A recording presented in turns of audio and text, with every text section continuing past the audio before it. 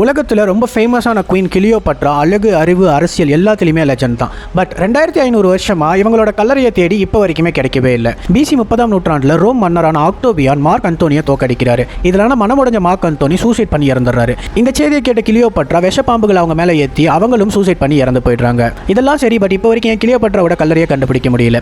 காரணம், ஆர்கியாலஜிஸ்ட்டும் வரலாற்று அறிஞர்களும் என்ன சொல்கிறாங்க அப்படின்னா, மார்க் அண்ட் கிளியோபட்ரா இவங்க 2 பேரோட கல்லறையும் ஒரு ஸ்பெசிஃபிக்கான ரகசியமான பிளேஸில் புதைக்கப்பட்டிருக்கிறதாவும் அது யாராலையும் கண்டுபிடிக்க முடியாதுன்னு சொல்றாங்க. பட் அந்த பிளேஸ் எங்க இருக்குன்னு எந்த ஒரு ப்ரூஃப்மே இப்போ வரைக்கும் கிடைக்கல. டாக்டர் கேத்ரின், ஆர்கியாலஜிஸ்ட், 20 வருஷமா கிளியோபட்ரா முகமடைஞ்ச காயின், அரச குடும்பத்தோட விவரங்கள், அரச குடும்பத்தில் பலரோட கல்லறைகளை கண்டுபிடிச்சிருக்காரு. பட் இவராலேயே கிளியோபட்ராவுடைய கல்லறையை இப்போ வரைக்கும் கண்டுபிடிக்க முடியல.